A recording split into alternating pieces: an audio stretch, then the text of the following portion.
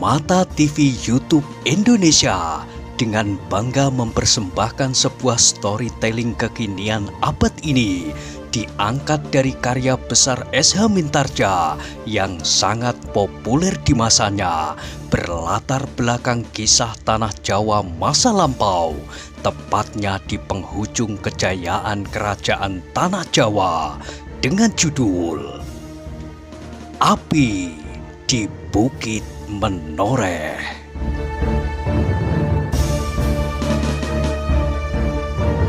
Pada kesempatan yang sangat baik ini, kita masuk pada episode yang ke-133.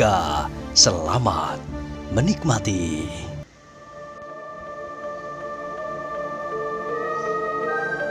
Pada episode sebelumnya telah diceritakan, Untara mengangguk-anggukkan kepalanya. Ia tahu bahwa perasaan adiknya itu pun sedang terbakar. Ia tahu perasaan yang tersimpan di dada anak muda itu terhadap Sekar Mirah. Sehingga dengan demikian, maka hatinya pun menjadi gelap. Anak yang biasanya selalu mempergunakan berbagai macam pertimbangan dalam setiap tindakan, bahkan lebih mirip dengan sifat yang selalu ragu-ragu, kini tiba-tiba tidak lagi dapat membuat pertimbangan-pertimbangan sama sekali. Tetapi menghadapi wajah-wajah yang tegang, hati-hati yang tegang, dan pikiran-pikiran yang gelap, Untara menjadi cemas. Apalagi ketika Ki Demang sendiri berkata, "Swandaru, kita siapkan orang-orang kita besok. Kita segera menyusul adikmu." Untara benar-benar kehilangan cara untuk mencegahnya, tetapi ia tahu benar bahaya yang dapat terjadi. Bahaya bagi pasukan Sangkal Putung. Sudah tentu bahwa pasukannya sendiri tidak akan dapat membiarkan orang-orang Sangkal Putung itu bertindak. Tetapi dengan cara yang demikian itu, maka ia akan berbuat suatu kesalahan bagi seorang senopati. Bertindak dengan tergesa-gesa sebelum tahu benar imbangan kekuatan yang ada. Sebab bukan mustahil bahwa di padepokan Ki Tambakwedi telah tersusun kekuatan yang sangat rapi. Bukan pula mustahil bahwa Ki Tambakwedi telah membuat rencana tertentu masuk ke dalam Kademangan ini selagi Kademangan ini menjadi kosong. Itulah sebabnya ia harus membuat perhitungan-perhitungan yang lebih masak menghadapi hantu lereng Merapi itu.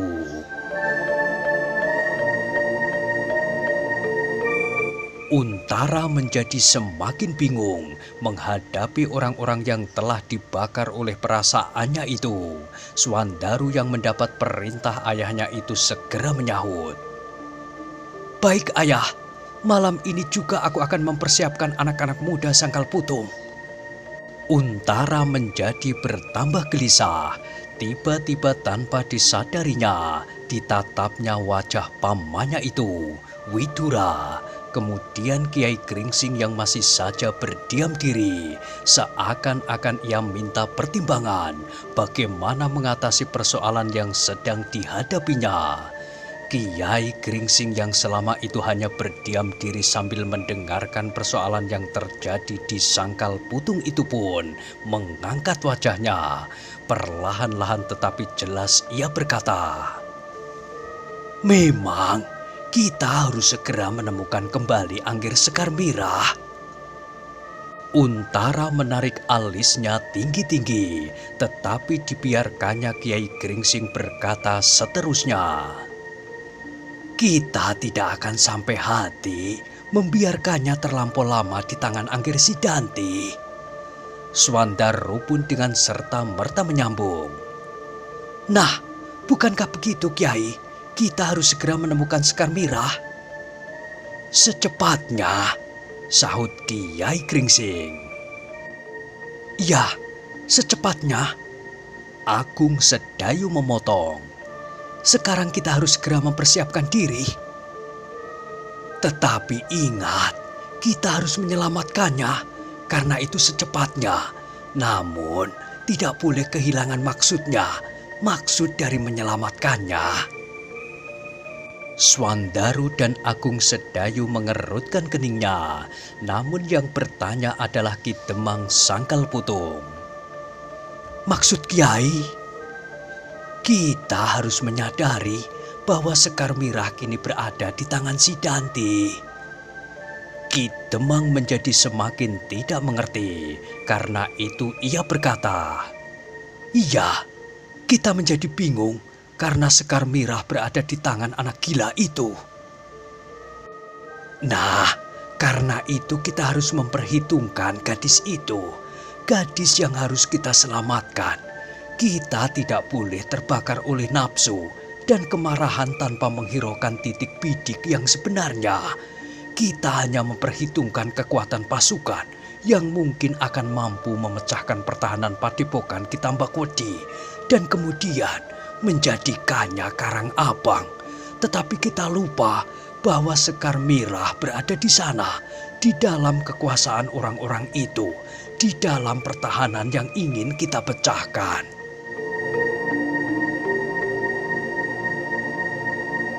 Kiai Gringsing berhenti sejenak. Dilihatnya sorot pandangan mata yang keheran-heranan di sekitarnya. Ki Demang Sangkal Putung, Swandaru, Agung Sedayu dan beberapa orang Sangkal Putung yang lain. "Ki Demang," berkata Kiai Gringsing seterusnya, "Si Danti dan Ki Tambakwedi adalah orang-orang yang dapat berbuat hal-hal yang tidak dapat kita duga sebelumnya. Kalau kita dengan serta-merta memecahkan pertahanan mereka, maka dengan demikian kita hanya menuruti nafsu sendiri. Kita telah kehilangan tujuan kita, menyelamatkan Sekar Mirah. Sebab apabila pertahanan mereka tidak dapat melindungi padepokan mereka, maka nyawa Sekar Mirah menjadi terancam. Mereka akan melepaskan kemarahan mereka kepada Sekar Mirah. Mungkin dengan sengaja mereka membuat kita menjadi ngeri. Dengan alat gadis itu, mereka membalas kekalahan mereka, membalas sakit hati mereka. Nah, bayangkanlah apa yang akan dapat terjadi dengan Sekar Mirah."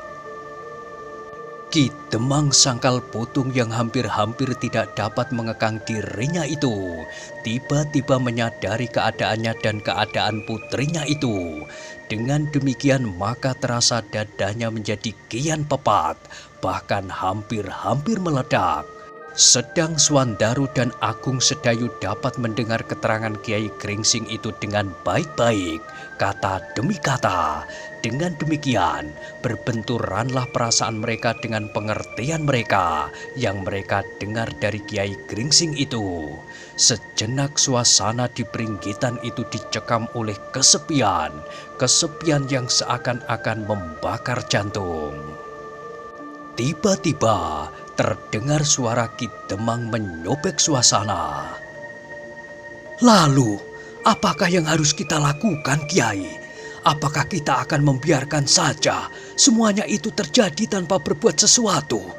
Pendapat Kiai memang benar, memang dapat diterima oleh nalar. Tetapi apabila kita hanya berpangku tangan, apakah Sekar Mirah itu akan dilepaskan atau akan dapat melepaskan dirinya sendiri? Atau kita harus menunggu sampai si Danti dan orang-orang liar di padepokan itu sudah puas dengan segala macam perbuatannya atas gadis itu dan melemparkannya keluar sarang mereka atau membunuhnya? Kiai Gringsing mengangguk-anggukkan kepalanya, tetapi orang tua itu tidak kehilangan ketenangannya. Dengan sareh ia berkata, "Tentu tidak, Ki Demang. Kita pasti harus berusaha. Tetapi usaha kita itulah yang harus kita pertimbangkan masak-masak. Kita dapat menangkap ikannya tanpa mengeruhkan airnya, bahkan membinasakan ikan itu sendiri." Ki Demang terdiam sejenak, tetapi hatinya masih juga bergolak. Seakan-akan ia akan segera meloncat saat itu juga ke padepokan Tambakwedi di lereng Merapi. Dalam pada itu terdengar Untara berkata, "Kita harus mempunyai persiapan yang baik untuk merebut kembali Sekar Mirah. bukan saja merebut Sekar Mirah, tetapi sekaligus membinasakan orang-orang Jipang yang tidak mau mempergunakan kesempatan yang baik yang telah aku berikan kepada mereka. Ah, desah Ki Demang Sangkal Putung. Aku akan membantu membinasakan Sono Keling dengan segenap kekuatannya. Tetapi rencana itu jangan menghambat usahaku membebaskan anakku itu. Kalian jangan berpihak pada kepentingan kalian sendiri. Jangan berpihak pada pandangan searah. Mungkin bagi kalian tidak ada bedanya. Apakah kita akan menyerang Sono Keling, Sidanti, dan Tambak Wedi itu sekarang, atau besok, atau lusa. Asal kalian yakin kekuatan kita sudah cukup. Kita menyerang, kita hancurkan mereka. Tetapi aku tidak dapat berbuat demikian. Aku harus segera membebaskan anakku sebelum terjadi sesuatu atasnya. Untara hanya dapat menarik nafas dalam-dalam mendengar jawaban Ki Demang Sangkal Putung yang lebih banyak dipengaruhi oleh perasaan seorang ayah daripada seorang Demang yang menghadapi lawan di peperangan. Demikian juga agaknya Suwandaru dan Agung Sedayu. Bahkan segenap orang-orang Sangkal Putung, bukan saja orang-orang Sangkal Putung, sebagian prajurit-prajurit Pajang sendiri merasa apa yang dilakukan oleh Sidanti itu merupakan penghinaan dan tantangan yang harus segera mendapat pelayanan sewajarnya. Yang menjawab kemudian adalah Kiai Gringsing. Ki Demang benar. Kita tidak dapat membuat pertimbangan dari segi yang timpang. Kita tidak boleh memberatkan kepentingan Angger Untara sebagai seorang senopati Pajang. Tetapi kita pun tidak boleh hanya menuruti perasaan sendiri. Harga diri yang berlebih-lebihan sebagai laki-laki pilihan. Harga diri yang terbakar karena penghinaan itu. Dengan demikian, maka kalian sudah kehilangan sasaran yang sebenarnya. Angger Untara terlalu memberatkan tugasnya sebagai seorang senopati, sedang Ki Demang terlalu dibebani oleh nilai-nilai kejantanan yang sedang terhina. Namun kedua-duanya tidak akan menguntungkan Sekar Mirah, terlalu cepat maupun terlalu lambat. Kitanu Metir, sahut Ki Demang. Mirah adalah seorang gadis yang berada di antara laki-laki yang puas. Apakah yang dapat terjadi padanya? Bermacam-macam, sahut Kiai Gringsing. Nah, bukankah Kiai menyadari kemungkinan yang bermacam-macam itu? Bertanya Ki Demang. Iya, bermacam-macam. Di antaranya mencincang Sekar Mirah dan mengikat mayatnya di pintu gerbang yang akan kita lalui dengan pasukan segelar sepapan. Mata Ki Demang terbeliak, namun kemudian wajah yang menyala itu tertunduk lesu. Jawaban Kiai Gringsing tepat mengenai sasarannya. Kemungkinan itu pun memang dapat terjadi seperti kemungkinan-kemungkinan yang lain. Tetapi, lalu bagaimana? Terdengar suara Ki Demang menurun. Kini kembali peringgitan itu terdampar pada kesenyapan yang tegang. Masing-masing sibuk dengan pikiran sendiri-sendiri. Apakah kira-kira yang dapat mereka lakukan untuk membebaskan kembali Sekar Mirah dari tangan Sidanti? Suwandaru dan Agung Sedayu menjadi kian gelisah, seakan-akan mereka itu duduk di atas bara. Terdengar gigi mereka gemeretak dan nafas mereka saling memburu. Di sisi mereka, Suto Wijoyo duduk terpekur, kepalanya menjadi pening. Sebenarnya banyak hal yang ingin dikatakannya, tetapi ia harus kembali ke Pajang. Tidak mungkin baginya untuk menolak perintah ayahnya lagi. Karena itu betapa kecewanya, betapa ia menyesal telah mengajak kedua anak-anak muda itu. Dan kini ia dikecewakan pula karena ia tidak mendapat kesempatan untuk ikut serta merebut kembali Sekar Mirah. Bukan karena Sekar Mirah adalah seorang gadis yang cantik, tetapi Suto Wijoyo pun merasa tersinggung pula atas perbuatan Sidanti itu. Dalam pada itu terdengar suara Ki Demang bernada rendah. Apakah aku akan membiarkan secerdah noda melekat pada kademangan ini karena keluargaku? Apakah aku harus membiarkan Sekar Mirah menjadi korban karena persoalan yang seharusnya dipikul oleh kekuatan jantan di kademangan ini? Oh, persoalan itu akan menjadi saling mengait, seperti senjata Sidanti yang mengerikan itu.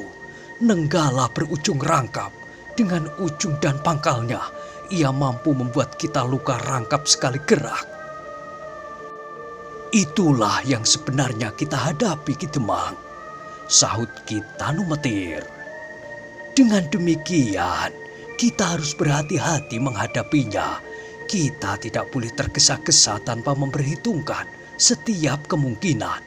Namun yang pertama-tama harus kita perhatikan adalah keselamatan Sekar Mirah. Kalau kita berhasil membebaskan Sekar Mirah dengan selamat, maka kedua-duanya telah dapat kami jawab sekaligus, seperti kita juga menggerakkan senjata yang tajam di kedua ujungnya. Ya, demikianlah, gumam Ki Demang. Tetapi bagaimana? Pertimbangan dan pertimbangan saja tidak akan banyak bermanfaat. Memang tidak bermanfaat, tetapi perbuatan tanpa pertimbangan pun akan sama saja jeleknya. Baiklah Kiai, berkata Ki Demang. Sekarang bagaimana pertimbangan Kiai? Kiai Gringsing menegakkan punggungnya, seakan-akan punggung itu menjadi sangat pegal. Kemudian orang itu pun menarik nafasnya dalam-dalam. Kepada Untara, Kiai Gringsing itu pun bertanya, "Angger Untara, apakah ada kekuatan yang cukup kini di Sangkal Putung?" Untara memandang wajah orang tua itu dengan penuh pertanyaan. Senopati di tempat itu adalah dirinya, tetapi agaknya Kiai Gringsing mampu pula membuat perhitungan-perhitungan menurut tata keprajuritan. Namun Untara tahu benar bahwa Kiai Gringsing memang bukan orang kebanyakan, sehingga dengan demikian ia merasa tidak berkeberatan untuk menjawabnya. Tidak terlampau cukup, Kiai. Sebagian dari prajurit Pajang sedang mengawal orang-orang Jipang yang telah menyerah bersama Ki Gede Pemanahan. Mereka sampai saat ini belum kembali. Bahkan menurut Ki Gede Pemanahan, akan datang pula pasukan prajurit yang lain yang harus pergi bersama aku ke Jati Anom untuk menyelesaikan persoalan Sono Keling dan Sidanti. Bagus, berkata Kiai Gringsing. Jadi akan datang pasukan baru yang segar, sedang yang lain tetap berada di Sangkal Putung ini bersama Angger Widura. Demikianlah seharusnya menurut perhitungan Ki Gede Pemanahan, sebab Ki Tambakwedi dapat dengan tiba-tiba saja berada di sekitar tempat ini selagi kita berada di Jati Anom. Kini Kiai Gringsing itu mengangguk-anggukkan kepalanya. Ditatapnya satu demi satu anak-anak muda yang sedang dilanda oleh arus kemarahan yang hampir tak tertahankan. Tetapi Kiai Gringsing sendiri tidak segera menemukan jalan. Bagaimanakah sebaiknya yang harus dilakukannya? Dalam keheningan yang kemudian mencekam peringgitan itu, terdengar beberapa kali Swandaru berdesah. Sekali-sekali ia menggeser duduknya dengan gelisah.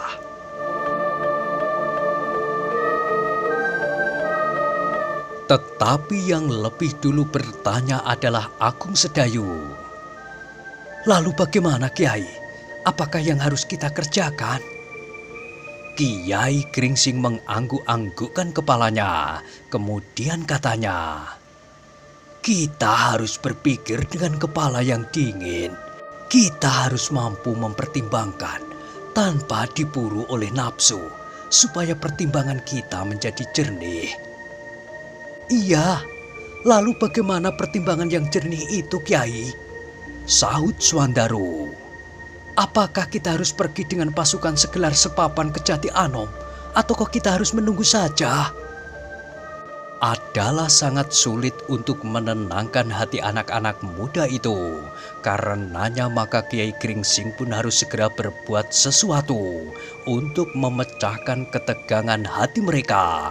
Kalau ketegangan yang telah memuncak itu tidak dapat tersalur secara wajar, maka mereka pasti akan berbuat sesuatu yang justru menguntungkan si Danti. Bukan mustahil kalau Ki Tambak Wedi telah menyusun rencana sebaik-baiknya untuk menjebak mereka. Rencana penculikan itu pun mungkin adalah hasil dari perasaan otak hantu tua itu. Karena itu, maka yang harus dilakukannya adalah terlampau rumit. Meskipun demikian, Kiai Gringsing itu harus menemukan suatu pemecahan yang tidak membahayakan Sekar Mirah, tidak merugikan Untara sebagai senopati yang mempunyai tanggung jawab yang besar. Bukan hanya sekedar soal Sekar Mirah saja, tetapi persoalan yang jauh lebih luas lagi. Namun tidak pula menahan arus kemarahan anak-anak muda itu, Swandaru dan Agung Sedayu. Karena itu maka orang tua itu pun berkata, "Swandaru, marilah kita lihat persoalan ini dari beberapa kemungkinan. Di antaranya adalah bahwa Ki Tambak Wedi telah mempergunakan Sekar Mirah sebagai perisai." "Tidak, Kiai," sahut Swandaru. "Si Danti benar-benar memerlukan Sekar Mirah sebagai kelanjutan hubungan mereka di Kademangan ini dahulu. Dengan demikian, maka sangat besar kemungkinannya bahwa Sekar Mirah akan tetap hidup. Tetapi akibat-akibat lain daripada itulah yang harus kita cegah." "Mungkin juga, tetapi ada juga kemungkinan yang lain. Kalau si Danti harus lari meninggalkan padepokannya karena serbuan pasukan Sangkal Putung dan Pajang, maka si Danti tidak akan sempat membawa gadis itu. Nah, daripada ia kehilangan Sekar Mirah, maka lebih baik baginya apabila Sekar Mirah itu dibinasakannya sama sekali. Itulah yang harus kita hindari." "Oh," Swandaru memegang kepalanya dengan kedua tangannya. "Soal itu akan selalu kembali dan melingkar-lingkar. Tetapi kita tidak dapat membiarkannya dengan berbantah tanpa berbuat sesuatu di sini." Kiai Gringsing mengerutkan keningnya. Muridnya itu agak terlampau berani menjawab setiap kata-katanya. Tetapi Kiai Gringsing yang sudah lanjut itu dapat mengerti apakah sebabnya maka Swandaru dan Agung Sedayu itu seakan-akan menjadi kehilangan pengamatan diri. Maka jawab orang tua itu kemudian, "Karena itu Swandaru, coba dengarlah. Aku akan memberikan beberapa cara yang mungkin dapat ditempuh." Kiai Gringsing berhenti sejenak. Kepada Untara ia berkata, "Angger, senopati di daerah ini adalah Angger Untara. Meskipun demikian, perkenankanlah saya mengusulkan beberapa cara yang mungkin dapat ditempuh." "Silahkan Kiai," sahut Untara. "Apakah pasukan yang sekarang mengawal orang-orang Jipang ke Pajang itu akan segera kembali dan bahkan bersama-sama dengan pasukan yang baru untuk Angger Untara?" "Demikianlah menurut Ki Gede Pemanahan." "Bagus. Kalau yang berkata demikian adalah Ki Gede Pemanahan, maka pasti akan terjadi." Sejenak Kiai Gringsing itu berhenti, kemudian diteruskannya, "Kalau demikian, maka sebaiknya Angger Untara menunggu kedatangan pasukan itu di sini." "Kenapa harus menunggu, Kiai?" potong Agung Sedayu. "Bagaimana kalau pasukan itu tidak segera datang? Kita tinggal akan menemukan Sekar Mirah yang telah menjadi klaras, menjadi daun yang telah kering tanpa arti," sambung Swandaru. "Tunggu dulu," sahut Kiai Gringsing. "Bukan maksudku bahwa kita hanya menunggu saja sampai pasukan itu datang. Kita harus memperhitungkan bahwa di belakang si Danti dan Sonokeling itu berdiri Ki Tambak Wedi. Kiai Gringsing itu terdiam sejenak. Tampaklah kerut-merut menjadi semakin dalam di dahinya. Kemudian ia berkata pula, "Kita harus bersiap menghadapi setiap kemungkinan, akal ataupun halus. Karena itu pasukan Angger Untara itu sangat kita perlukan. Namun, sementara itu kita tidak akan tinggal diam.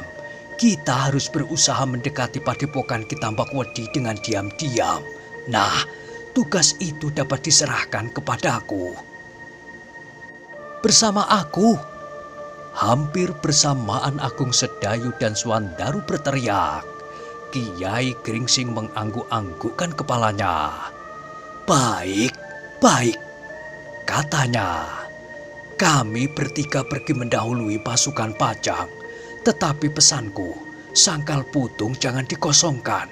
Sangkal Putung harus tetap dijaga dengan kekuatan yang cukup. Ini adalah tugas Angger Widura. Mudah-mudahan kita dapat memecah perhatian Ki Tambak Wedi. Seperti Ki Tambak Wedi berhasil membuat kepala kita menjadi pening. Mudah-mudahan perhatian Ki Tambak Wedi tertarik pada pasukan Untara yang segera akan mendekati padepokan mereka. Sementara itu, kami bertiga mendapat kesempatan untuk mendekat. Mudah-mudahan kita akan dapat melihat, setidak-tidaknya mendengar nasib Sekar Mirah."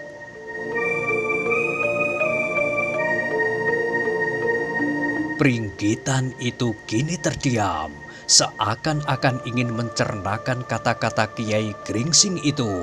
Beberapa orang saling berpandangan untuk mendapatkan pertimbangan, meskipun hanya lewat sorot mata masing-masing. Ki Demang Sangkal Putung mengangguk-anggukkan kepalanya sambil berdesah, tetapi ia tidak berkata sesuatu. Yang mula-mula berbicara adalah Widura, yang selama ini lebih banyak mendengarkan daripada menyatakan pendapatnya. Katanya, "Apakah menurut pertimbangan Kiai, Ki Tambak Wedi masih akan kembali lagi ke Kademangan ini? Apakah Ki Tambak Wedi mempunyai kepentingan yang sama seperti Tohpati terhadap Sangkal Putung?" Kiai Gringsing mengangguk-anggukkan kepalanya. Jawabnya, "Aku kira demikian. Ki Tambak Wedi tidak akan dapat menyediakan makan yang cukup untuk waktu yang panjang kepada Sonokeling dan anak buahnya. Mereka pada suatu saat pasti memerlukan lumbung yang dapat disadap untuk kepentingan makan mereka." "Apakah tidak ada daerah yang lebih dekat dari Sangkal Putung, Kiai? Misalnya Jati Anom?" "Tentu mungkin. Tetapi kenapa Tohpati memilih Kademangan ini daripada Kademangan-kademangan lain? Pasti Tohpati itu pun mempunyai alasan yang telah memaksanya berbuat demikian. Bukan mustahil bahwa Ki Tambak Wedi pun mempunyai pilihan yang sama. Sebab menurut penilaian orang-orang di luar Kademangan ini, di Sangkal Putung tersimpan kekayaan yang berlipat ganda dibandingkan dengan Kademangan-kademangan yang lain, sehingga pengorbanan yang diberikan untuk merebut Kademangan ini tidak akan sia-sia."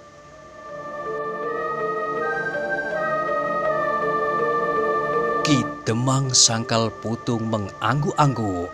Di dalam hati kecilnya terbersit pula secercah kebanggaan atas pujian itu.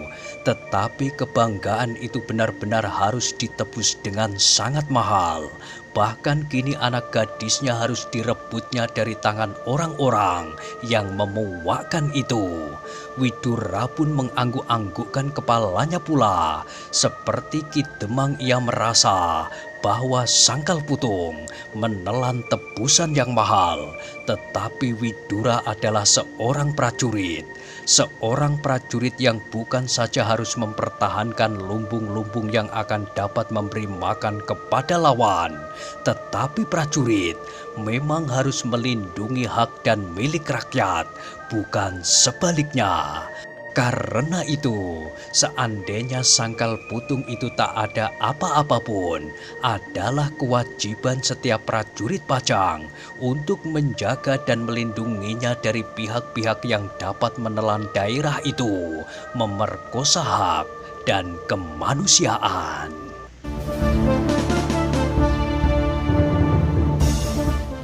Nah, bagaimanakah kisah selanjutnya? Silahkan ikuti terus kisah Api di Bukit Menoreh pada episode berikutnya. Sampai jumpa.